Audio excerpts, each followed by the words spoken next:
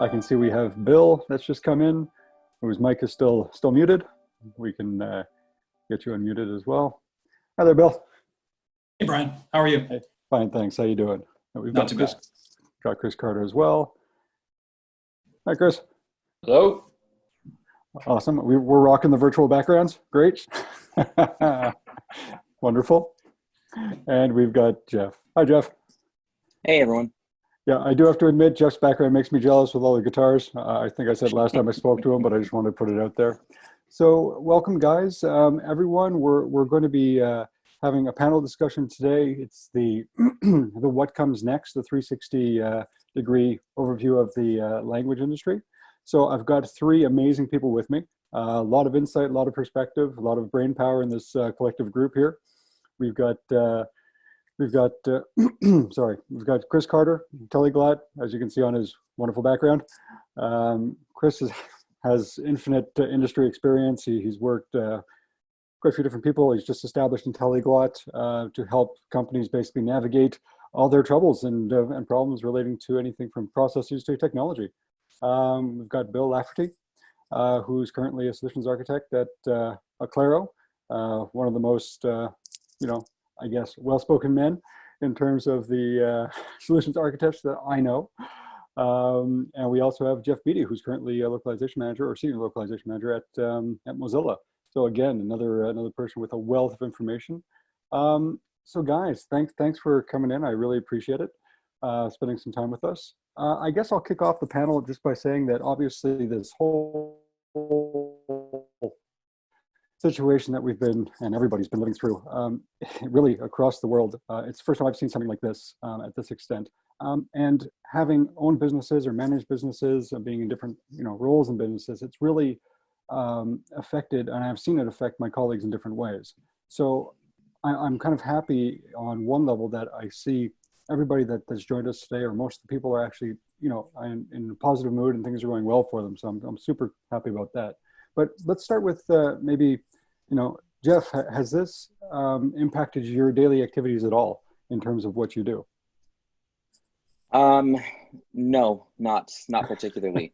So I have worked from home for the last 9 years. So this is pretty old hat for me. I know that so Mozilla as a company, I think the last statistic that I saw was that 43% of us are remote. And I've been part of that. Is that at Mozilla?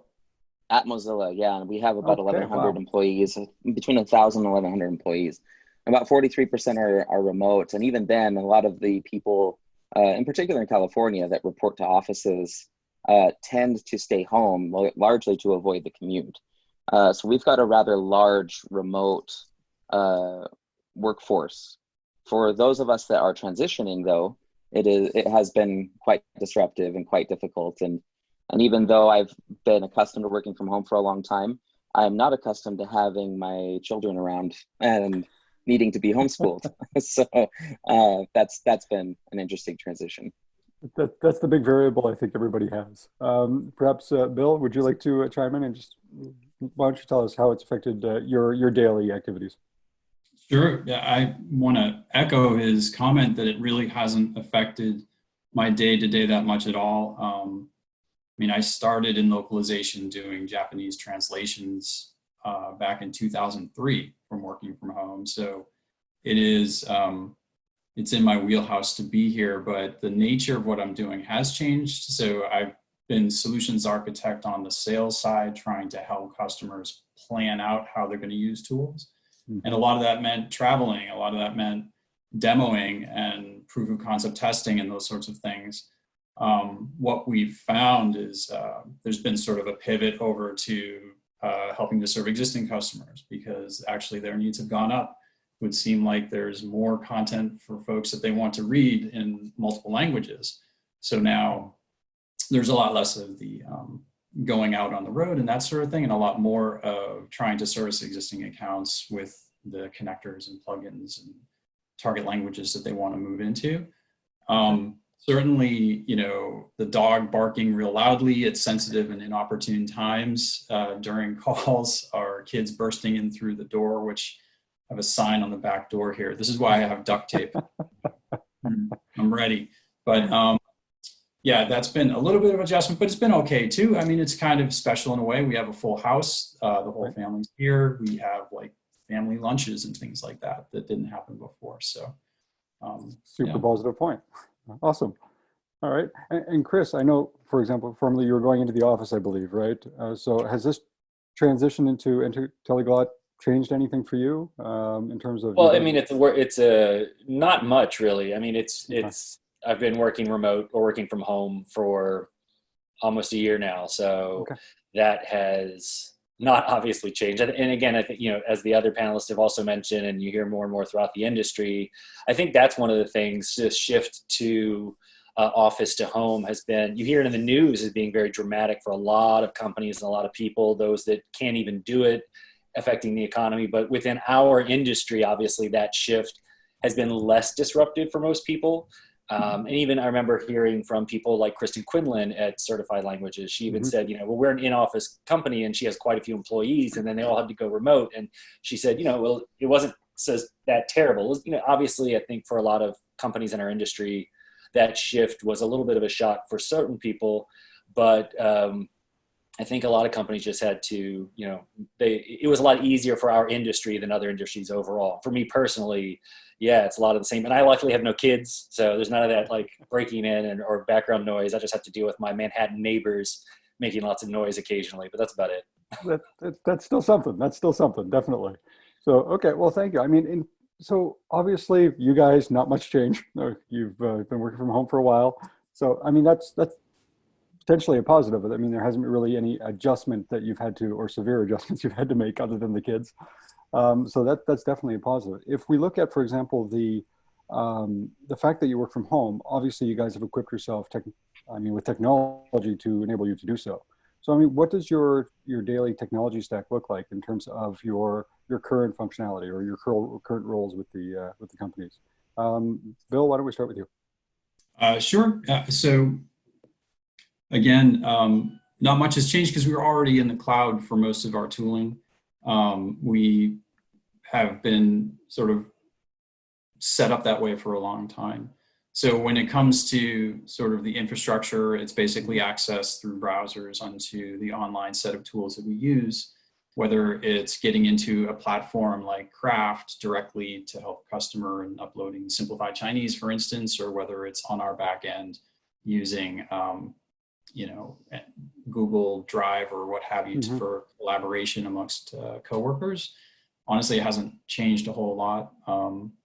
And to sort of take it one step further in terms of who it is that we're working with, they themselves haven't seen that much of a change either, because at least for Acclaro anyway, we're providing our services to a lot of sort of digital media companies or companies that have a strong online presence to begin with. Right.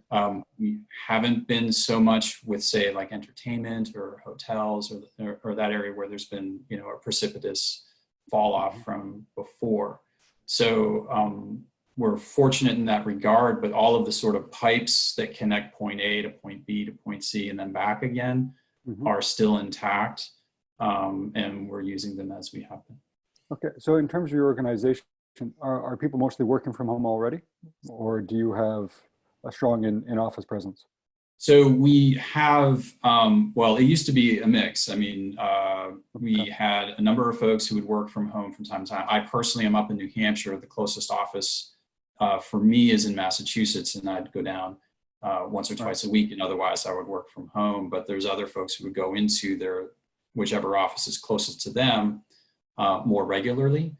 So it has been an adjustment for them in terms of obviously like doing the making sure the basics are set up for them, make sure like maybe upping their internet connectivity to a slightly higher speed to ensure that their signal doesn't drop and that sort of thing.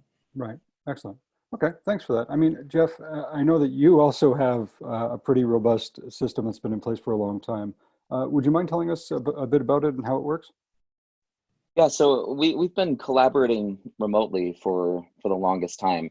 The very first localizations of Firefox were actually randomly sent in from people in different countries that had taken our CD-ROMs, like the executable on our CD-ROMs, and re-engineered them to support German or Polish, and then sent them back to us to incorporate them. So even back in the snail mail days, like we were working remotely and finding ways to really optimize that.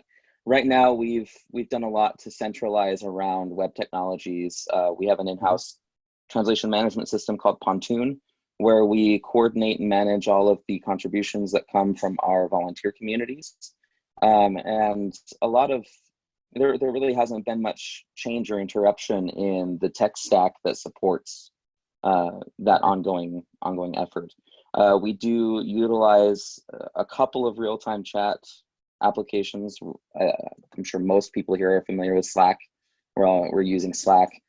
We just recently moved from IRC to Matrix for our real-time community coordination. Right. But yeah, all of that has mostly remained intact. The area that we've really seen impacted is in the volume of contributions from volunteers. I think a lot of people are more focused on trying to ensure that they are able to work and that they're taking care of their family's needs. And so we've seen a little bit of a slowdown, but it hasn't been because of any frustrations in the pipelines that we've got going.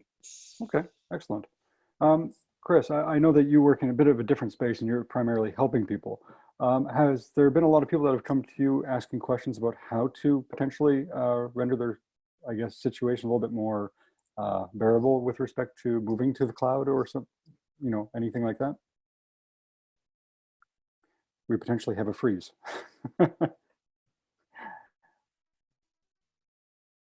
And there he is again. Are you back with us, Chris? Hold on, there we go. We're gonna try and unmute you. Yeah. Okay. And you're back. All right, did you happen to hear the question or did you drop off before? We're dropping off again, okay. Not a problem. I'm going to skip you for a moment. And out again, it was loading back in. So yeah, it looks like my internet is cutting out. This is great. So that's just wonderful. Anyway, sorry, you were saying? Yeah, not a problem. Speaking of tech stack and tech ability at home, it adds a variable to the whole equation. It's great of doing it hasn't happened yet during this whole thing, and this is what wonderful timing. Anyway, yeah. So what I was saying is, obviously, you're in a bit of a different space or a different position in terms of consulting and providing people information. So my question to you was, have you had an uptick, or anybody's come to you to ask about moving to the cloud, for example?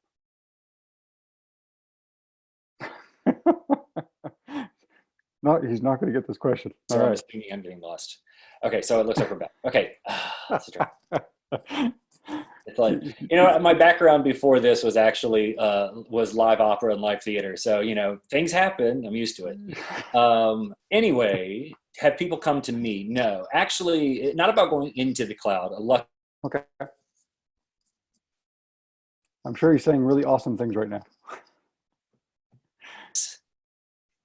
It's more about people looking for business strategy, trying to deal with the changes in the market, as opposed to technological, for me personally, requests on technological fixes to their tech stack, which I think only because that is such a big, that's one of my biggest concerns for a lot of companies who I think are struggling. If they haven't already been very heavily cloud-based, even if they're an in-office company, but their tech is in the cloud, if they're not already at that state, they're probably the ones having a lot of difficulty transitioning. I mean, it's one thing to help your end clients, but it's another, and we've talked a lot about that, particularly with interpretation, but with individual language companies, I haven't seen it as much, but I'm really assuming they're the ones that are having the hardest time. But I haven't actually spoken to anyone who wasn't already very much in the cloud, luckily. Yeah, I think most of the people have shifted for the most part to at least having a portion of their tech stack in the cloud, thankfully. So they haven't been completely paralyzed by the events.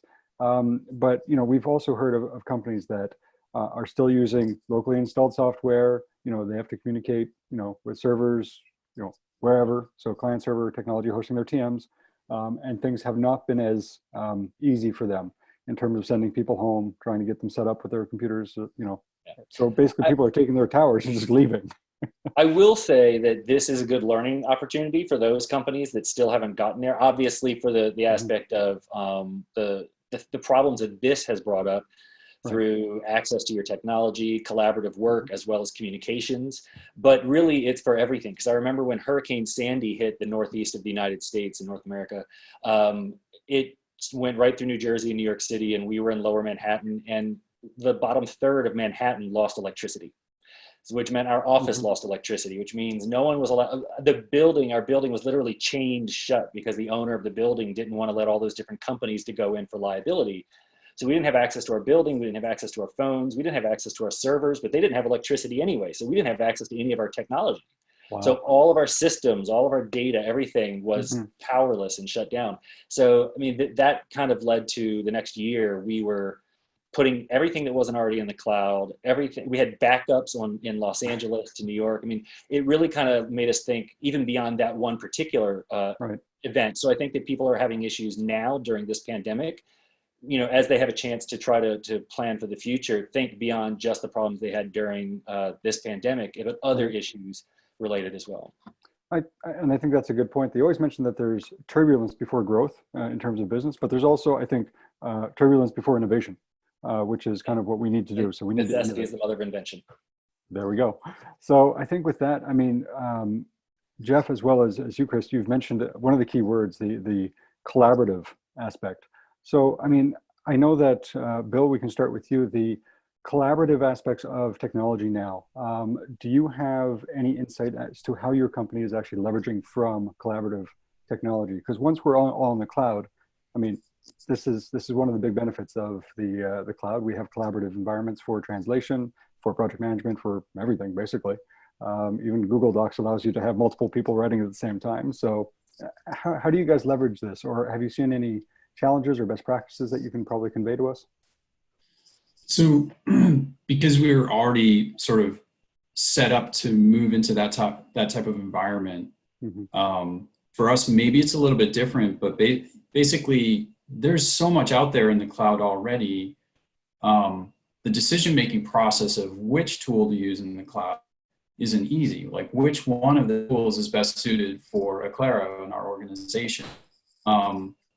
And it's an iterative process. So what I think, we dabble a little bit here and we try something there, see which has the best result, but this has focused our attention in a way to trying to find like the best practices. So, and I'll give you an example. Like we've been using Zoom for quite a long time, and but we don't always use video on. Like we would get into a conversation and engage in a conversation more like a conference call, and not always turning the video feed on. But we found like if we try to do things as a standard protocol, like we're always doing the video share, and everybody is sympathetic.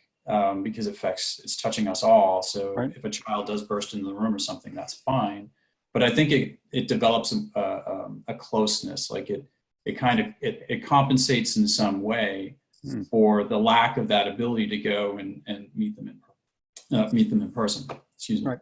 So I think that, as far as collaborative goes, like all of us are trying to zero in on ways to, pick the tool that we think has the best effect for us, both like internal facing and external facing. And then internal facing, one of the nice things has also been like, there's been some great ideas, like let's do Acclaro yoga. So we'll do yoga at the appointed time. Really? I'm still recovering. I heard a few cracks in my lower back. I'll be okay. But, and then like a happy hour, and then other things that are innovative in a different way, but trying to keep us all closeness together. And if you're doing the happy hour things or the yoga, which I find absolutely phenomenal. I think that's pretty good. I mean, are any other panelists leveraging, Zoom or any other platforms in this way with industry colleagues or? Go ahead, Jeff.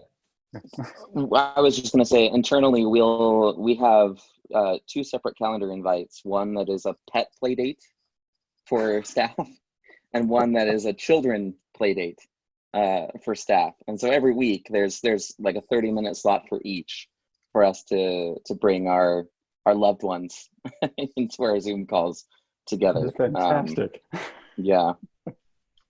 Oh, wow. Okay. So I think that just for everybody listening, I think these are the type of things that we, as companies need to ensure that we're doing for our staff, our friends, our people, like whoever we work with on a daily basis, just bringing them in closer. But I'm sorry, Chris, you were going to say something as well. No, well, yeah, to that point too, it's, I've always said for years and years, training middle management, 50% of management is psychology.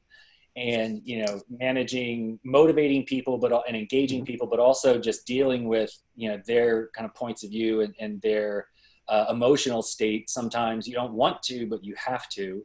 And right now, it's very critical. Like, we're all going through such a rough time, and I've said this over and over. We're not in a work from home reality. We're in a pandemic reality. We're all working from home, but it's not the same thing as a non-pandemic, we all work at home kind of environment. People are stressed out. There's a lot going on. And and I think it's kind of an unfortunate need for owners and upper managers to kind of keep an eye on and manage psychology. I love the idea, it's a lot of these innovative ideas, the play date and the for the kids and the pets. I love Awesome. Even like Jill Bishop and Mark Bishop at Multilingual Connections. Like, they do, I love this. They do, everyone's so used to working from home, not being on video, but having calls regularly. That FaceTime is really critical for your staff to still feel connected, I think.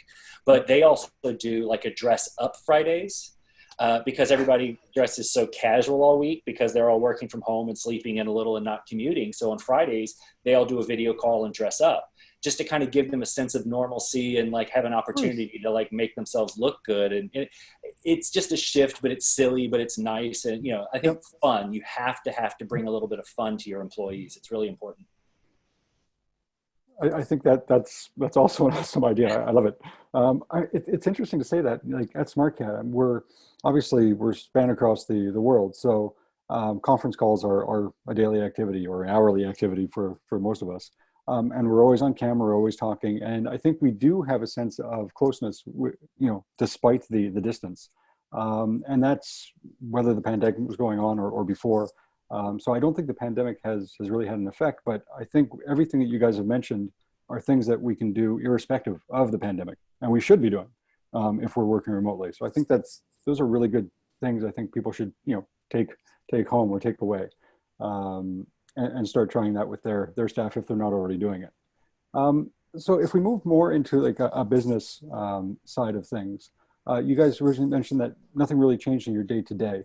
But obviously, there's a lot of people that have hurt because of the financial stuff going on, or the lack thereof spend in our industry. And Chris, I think during our prep call for this panel, you mentioned something about the language industry being really a content industry. Yeah. Can you give your perspective about that, and maybe how the influx or lack thereof content coming into the industry can play out? Yeah, I mean, that's a big question. Yep, but I've been saying, yeah. Well, I mean, obviously, to start off, though, to the point, I first started saying that in presentations probably 10 years ago almost, or something, where we're not a translation industry or even a language industry so much as we're a content industry. And really, and that was back when most content that we were dealing with was still print or written or online, but it wasn't as much dynamic and it wasn't, interpretation has grown so much since. Anything that involves communicating, sending information, ideas, even pictures, imagery, things like that, when you're crossing those cultural or, locale lines, that's content, right? Communication is content. And so if anytime that content needs to be adapted to a new audience, that's us, whatever that means. And that's why our industry keeps breaking up into more and more segments and specialties, because there's just more and more content and more types of content. So I think of it as, if you focus on language services, when you're looking at your own company and the growth of the industry and all that, you're looking at yourself and you're looking at like the past. But if you just if you think in terms of content, if that's your perspective, really, it'll kind of open your mind up to well, what is the customer's, the client's point of view on content? What is their point of view on messaging? What is the end user's point of view? And what are the new types of content that are arising and growing? So it kind of keeps your focus forward as opposed to backward, I think, in a lot of ways, because it's really just content, whatever that means. Right. Excellent. And I think that, Bill, you touched on that, saying that you're dealing with primarily digital components, but still content. And obviously, I think the digital content now, moving from what you were saying, Chris, from the print era into this digital content, the I meant influx static, is still not there. literally printing. Yeah. Static. Yes, I assumed as much. But just to say that the influx of content is still being done.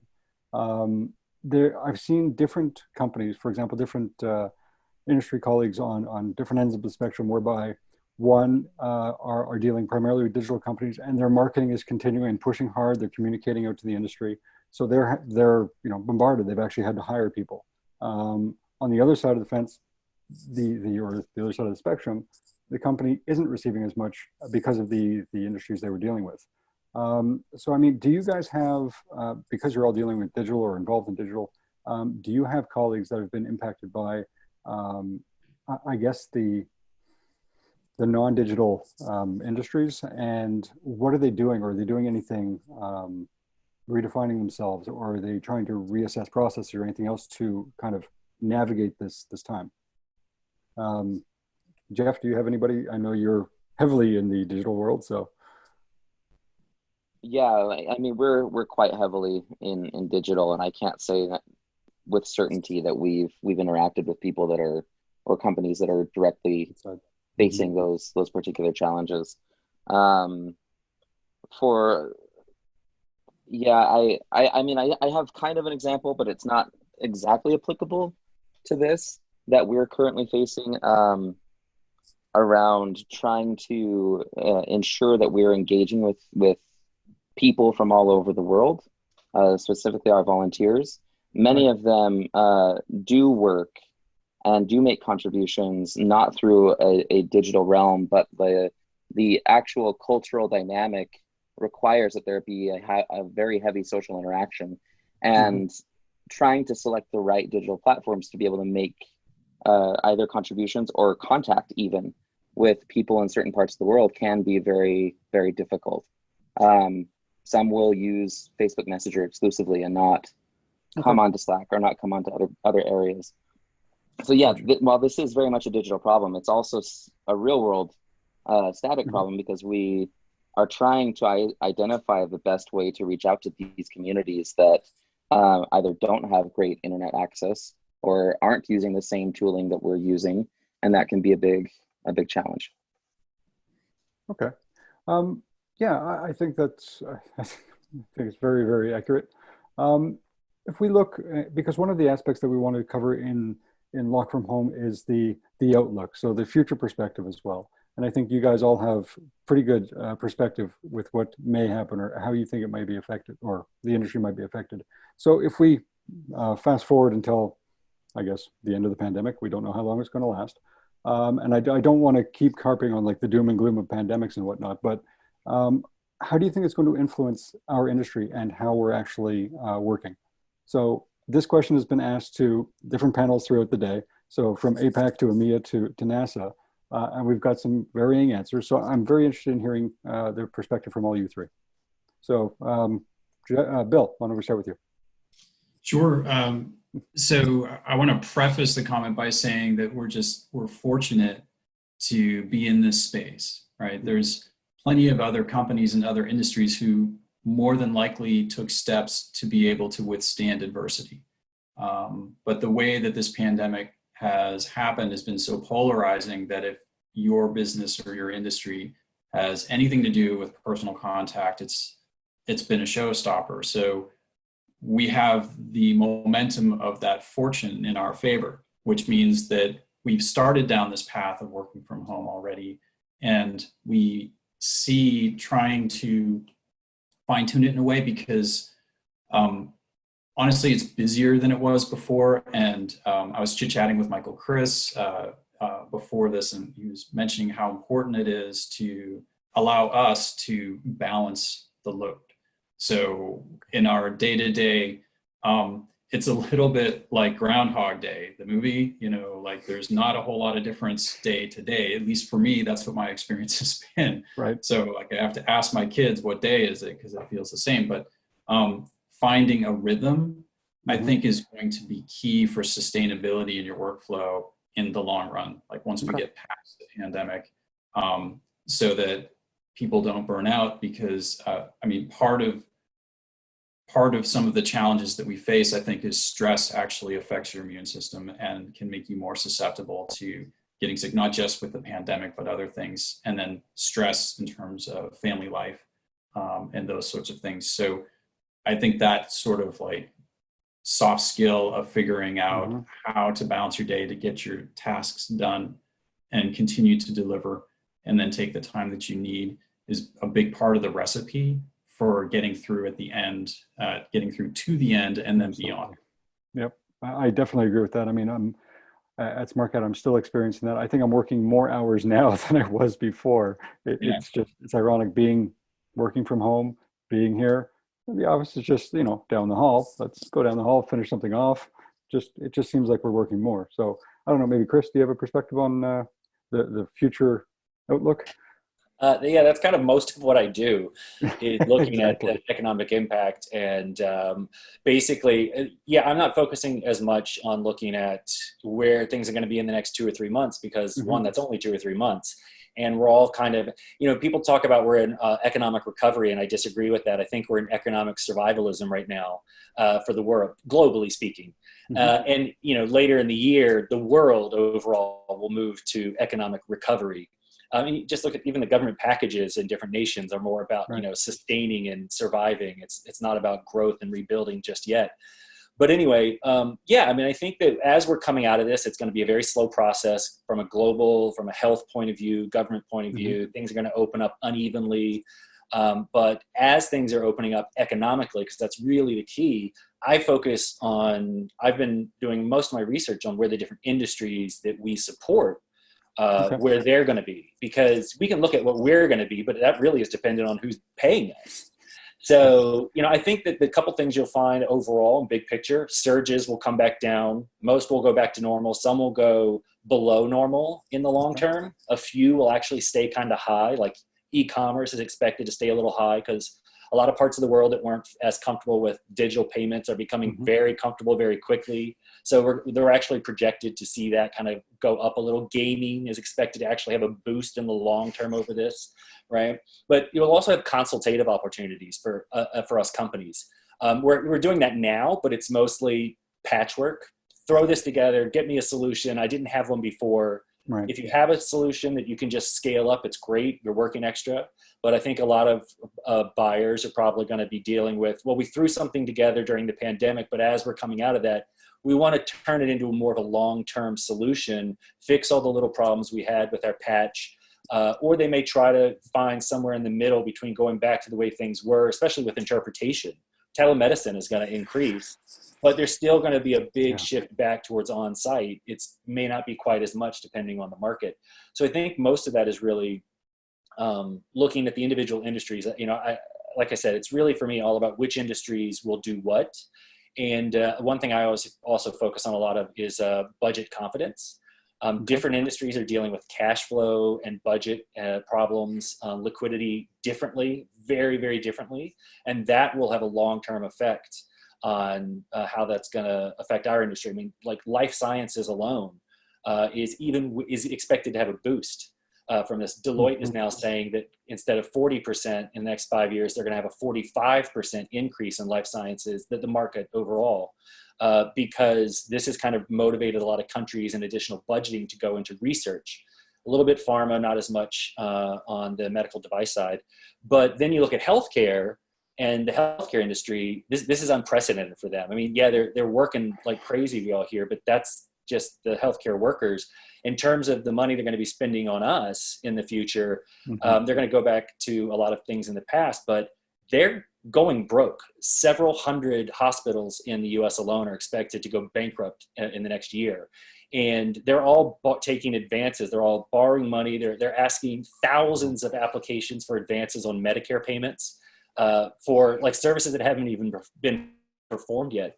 They're basically, they're in the red. And what that's going to mean is for us, you know, life sciences is doing great, but then healthcare, for the next 2 years, probably they're going to be trying to pay off old debt from this experience. And, you know, you can expect to see actually they're advising each other on their trade association websites to ask all their vendors to delay their terms of payment, you know, 6 months or whatever. Like they're going to be cash strapped, looking to pay off debt and looking for cheaper solutions. So telemedicine will grow, but only if it means cutting costs. Like, so there's going to be a lot of differences for different industries. We'll see.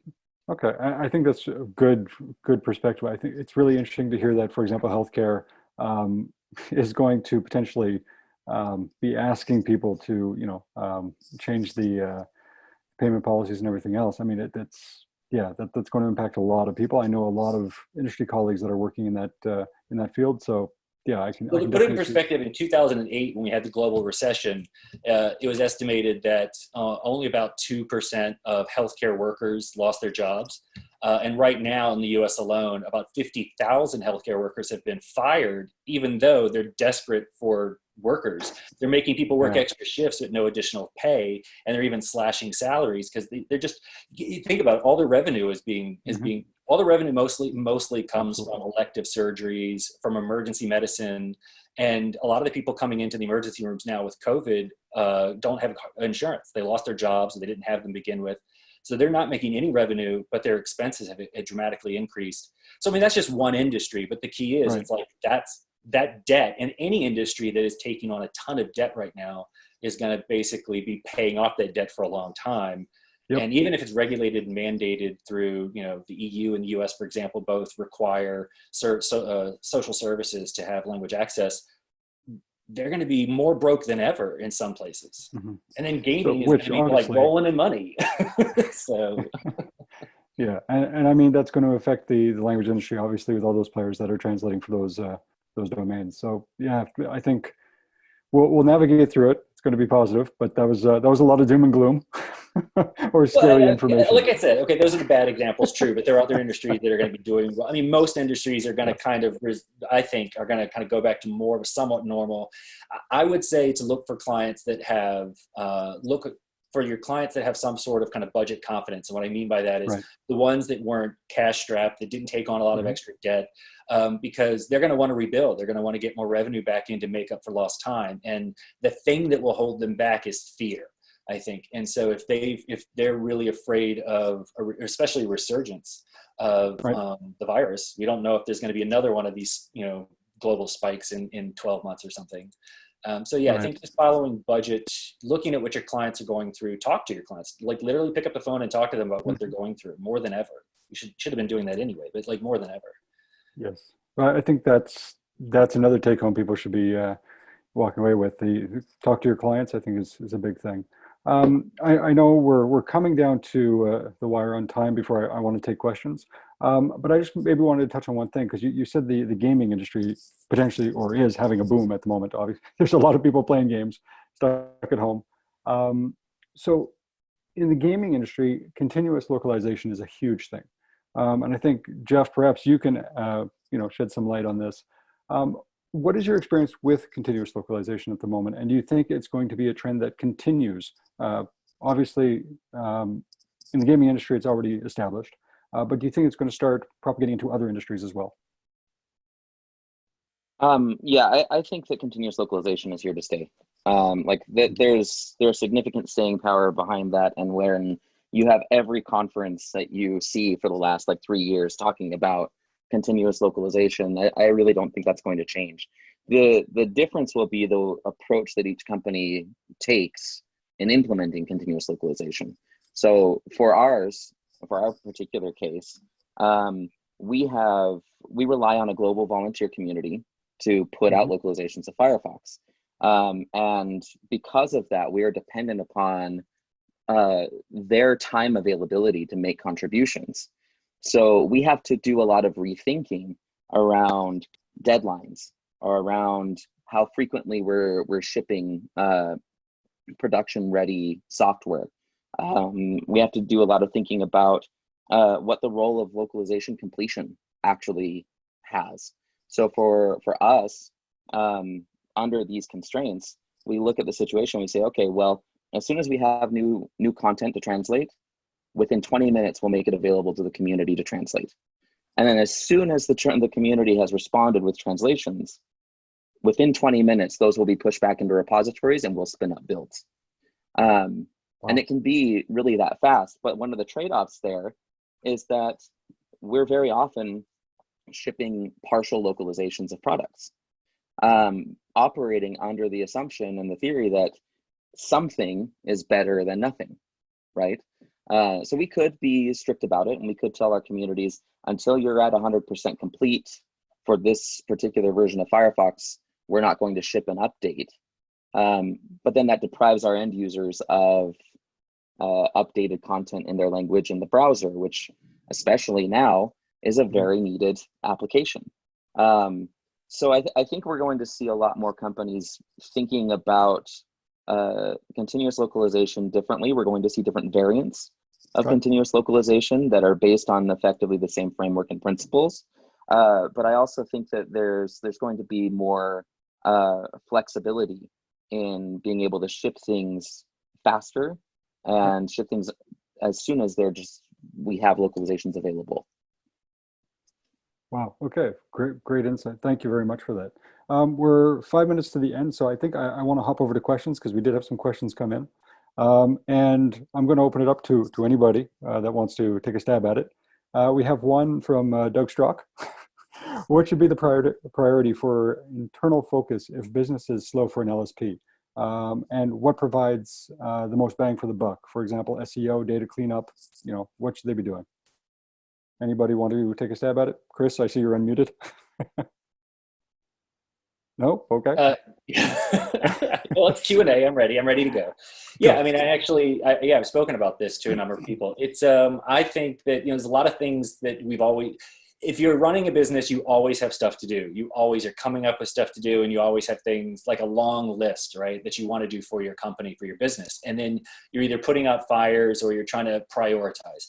So I think right now, one of the things you could be doing if business, I see there's three basic categories of companies in our industry right now. Those that are working extra hard, like their volume has ramped up. Those that have seen their volume pretty much disappear, and they're kind of in a financial crisis mode. So, their advice to them is going to be different. They just need to survive. And then there are the people in the middle who've probably seen their volume drop a little bit. So they've got a little extra time, but they're not really afraid, I guess. They're not terrified. If you have a little extra time and you're not really scared, then I would say invest. Like, obviously, what does that mean? But I mean, invest in the stuff that will pay off later. Mm-hmm. So first of all, if there's stuff that you need to do and you just haven't had time to do it, then do that because already know. But if you're looking for something to do, I would say stuff that you can set aside and use for sales opportunities later. So it's a matter of making money later on. That isn't going to necessarily pay off in the short term, but maybe could pay off in the long term. And that could be creating marketing collateral that you haven't had time to get around to, but then it's in your library that you can, release later. So it can't be too time sensitive. It can be setting up systems. It could be looking for efficiencies that will cut down on your, cost of goods or improve your margins, things like that. So, if it's just a matter of tidiness and cleaning, I wouldn't do that because that's nice. I always like to say in my personal life, there's the stuff I need to do, and then there's the stuff that would be nice to do. But if it doesn't pay off down the road, like, doing laundry, you got to do it, but it doesn't really have anything to do with your future. So it's other than having clean underwear, but like you want to have, I think, invest in things that will have a return on investment. So find a return, and then that's what you can invest in. Great. Thank you for that. I appreciate that. I'm going to go around just last words of wisdom for people. Let's try and finish it on a positive note. I mean, what would be your, I guess, final thoughts on what everybody's going through, how they can navigate the storm, just anything that you want to inspire people with, motivate them with, please. Bill, we can start with you. Yeah, I think that, the core of a good business is the ability to connect on a human level with your customer and understand what they need. And that's not going to go away. That's an underlying principle that will survive the pandemic. For the question from about an LSP that may not be, that may be struggling a little bit now, you could go back and look at a project that you did over the last 12 months that was successful and try to triangulate based on that where you think it's going to go. Certainly there are macro trends right now pointing towards greater readership of content online because of self-isolation and distancing and so forth. I think there's ways to pick up on that and focus on that. And there's a lot of stuff, like very good tools out there for learning as well. So be brave, you know, look at new stuff out there, challenge yourself to take a course, do something a little bit new, and then combine that with what you know have been successful for you in the past. And hopefully that provides something of a roadmap for you going forward. Great, thank you for that. Jeff, any final words? I think this is a great period of time for us to be able to develop on our empathetic skill set. Wow. Yeah. There's a lot of flexibility that we need to be able to have, not only with customers, but also with vendors. And there's never been a better time to try to really reach out to people and try to understand what their challenges are and how those challenges can be met, or even whether those challenges just need to be validated. There's a lot of need for that right now, and we've got a good opportunity to find that and develop that skill. So I just encourage people, you know, have hope. Wow. Reach out to people, try to empathize and validate. We'll all get through this. Great advice, thank you. Chris?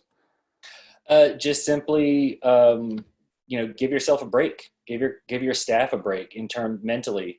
I think it's a tough times, but you want to be productive, but don't kill yourself if you're not overly productive. You know, allow yourself, and especially your staff, the opportunity to have bad days and to have some difficulties dealing with all of the situation if they need to, especially family and stuff at home. But I really love the point about empathy, and I totally agree.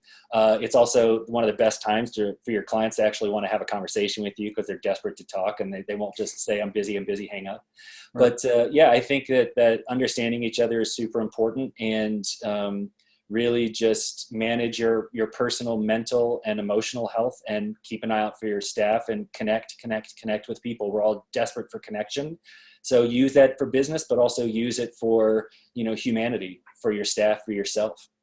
You guys are awesome. Thank you so much for today. I really, really enjoyed it. Appreciate your time. Everyone, there's going to be a poll that's going to be posted, so please do put your input there. Share everything online you can, social media, hashtag Lock From Home. These guys are great. I'm sure they'll be available. Connect with them on LinkedIn. And thanks again, guys. I really appreciate it. Thank you for having us. Have a good one.